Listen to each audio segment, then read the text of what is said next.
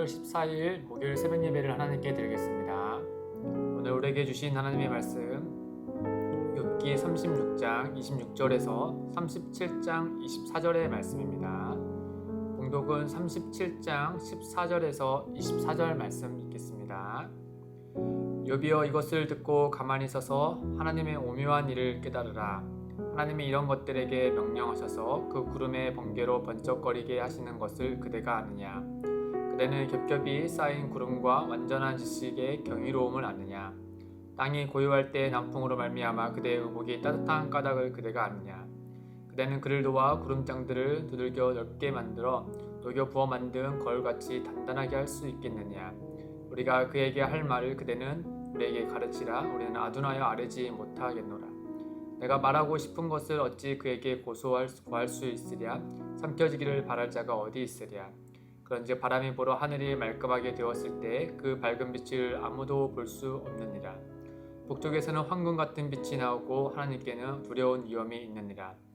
전능자를 우리가 찾을 수 없나니 그는 권능이 지극히 크사 정의나 무한한 공의를 굽히지 아니하심이니라. 그러므로 사람들은 그를 경외하고 그는 스스로 지혜롭다 하는 모든 자를 무시하시느니라. 아멘.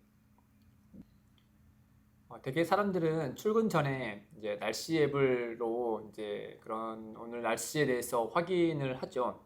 오늘 기온이 어떤지, 또 비나 눈이 오는지 아니면 맑은지, 또 미세먼지는 얼마나 있는지 등 이 하루 일과를 시작하기 전에 이런 기상의 이런 정보 등을 먼저 확인합니다.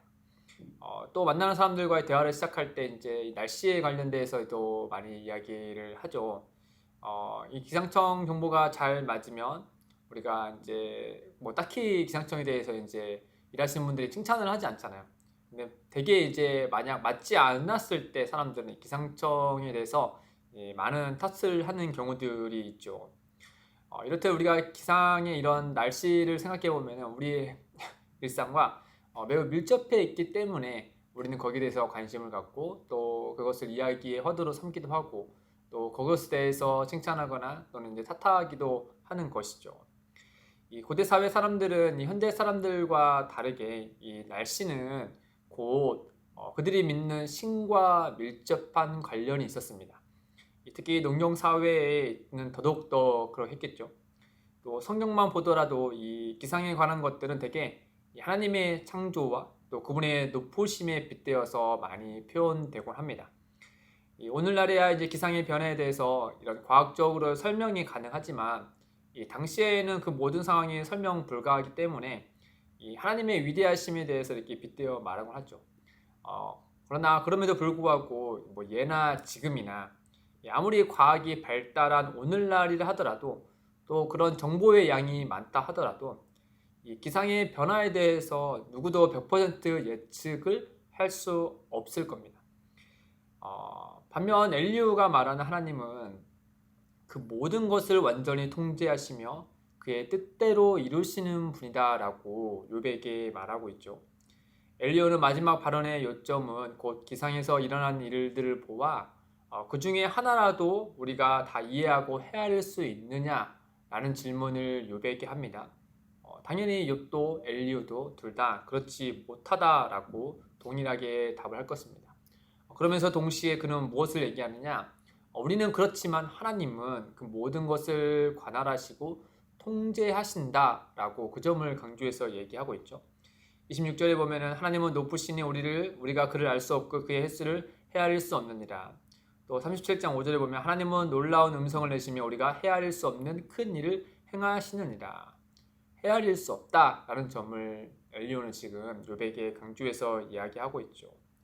그리고 욥에게 이렇게 또 이어서 이야기합니다. 37장 14절과 15절을 보면은 욥이여 이것을 듣고 가만히 서서 하나님의 오묘한 일을 깨달으라. 하나님이 이런 것들에게 명령하셔서 그 구름의 번개로 번쩍거리게 하시는 것을 그대가 아느냐. 당연히 욥은 모르죠. 또 엘리후도 모릅니다. 그러나 하나님은 이 모든 것을 아시고 다스리시는 높으신 분입니다. 그렇기 때문에 엘리후는 욥에게 가만히 서서 그러니까 그만 멈춰라, 논쟁을 멈춰라 라고 이렇게 조언을 하는 것이죠. 엘리후 주장에는 하나님과의 동등한 위치에 있지 못한 연약하고 피조물에 불과한 사람은 그분과 논쟁하는 것 자체가 어리석은 일이다라고 말하고 있는 겁니다. 그래서 37장 23절 24절을 보면은 엘리야가 이제 마지막으로 이렇게 자기의 이런 논의를 이렇게 주장을 이렇게 마지막으로 이제 정리를 하죠. 전능자를 우리가 찾을 수 없나니 그는 권능이 지극히 크사 정의나 무한한 공의를 굽히지 아니하십니다. 그러므로 사람들은 그를 경외하고 그는 스스로 지렸다 하는 모든 자를 무시하시느니라. 여기 무시한다라는 말을 다른 말로 하면은 안중에도 없다라는 말이에요. 우리의 이런 지혜력과 논쟁들은 하나님 보시기에 너무나 하찮은 것이다라는 점을 엘리야는 이렇게 얘기하고 있는 것이죠. 우리의 얄팍한 지혜 논쟁은 전능하신 하나님께는 안중에도 없다라는 말로 욥과 그의 친구들의 입을 막습니다. 보면 엘리야 말이 다 맞습니다. 그럼에도 불구하고 우리가 1장 2장에서의 하나님의 모습과 또 38장 이후에 등장하신 하나님의 모습을 우리가 볼 때면 엘리야의 주장에도 한 가지의 부족함이 있다라는 사실을 우리가 발견하게 되죠. 하나님은 높으신 분이 맞습니다. 또 그분의 지혜에 비하며 우리들의 지혜는 정말 미천한 것이죠. 그러나 중요한 것은 그런 하나님인데도 하나님은 우리의 존재를 엘리야가 욥을 대하듯이 대하지 않으신다라고 하는 거예요. 하나님은 높으신 분입니다. 그러나 동시에 하나님은 가장 낮은 곳에 오시는 분이시죠. 특히나 성자 하나님은 인간의 가장 낮은 곳까지 내려오신 분이지 않습니까?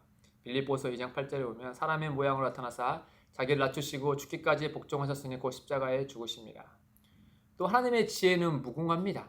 그러나 동시에 하나님은 자기의 지혜를 구하는 자에게 은혜로 후히 내려주시는 분이다 라고 말씀하죠. 야고보서 1장 5절에 너희 중에 누구든지 지혜가 부족하거든 모든 사람에게 후히 주시고 꾸짖지 아니하시는 하나님께 구하라 그리하면 주시리라. 사랑하는 성도 여러분, 우리는 하나님이 어떠한 분인지를 아는 것은 매우 중요하죠. 엘리야가 얘기하는 것처럼요. 그러나 우리는 거기에서 그쳐서는 안 됩니다. 즉 하나님이 어떤 분인지 이론적으로 아는 것에 그치는 것이 아니라 그 하나님께서 현재 내 삶에 어떠한 분인지를 진정 우리가 온몸으로 경험하여 아는 것이 더욱 중요하다라는 거예요. 높으신 하나님 맞습니다. 그러나 그 하나님은 지극히 낮고 낮은 우리에게 찾아오신 분이시잖아요. 전능하신 하나님은 우리 같은 인생에 그 능력을 은혜로 베풀어 주시는 분이세요. 저 멀리 계시는 분이 아니다라고 하는 겁니다. 오늘 하루 높으신 하나님께서 우리와 함께 하시는 분으로서 그 은혜를 우리가 알고 그 은혜를 누리시기를 주님의 이름으로 축복드립니다. 함께 기도하겠습니다. 크신 하나님 아버지, 높고 크신 하나님을 예수 그리스도 안에서 아버지라 부를 수 있음에 감사드립니다. 하나님 아버지를 부를 때마다 그 은혜의 깊이를 되새기며 주님 안에서 샬롬을 누리게 인도하여 주옵소서. 예수님의 이름으로 기도드립니다. 아멘. 오늘도 두 가지의 기도 제목을 놓고 기도하겠습니다. 첫째, 크신 하나님의 은혜를 깊이 생각하여 오늘 하루도 주님과 동행하며 감사와 기쁨이 넘치게 하옵소서. 둘째, 기쁨이 되는 교회가 크신 하나님을 온전히 선포함과 동시에 우리 함께 하시는 하나님을 온몸으로 드러내게 하옵소서. 함께 기도하며 나아가겠습니다.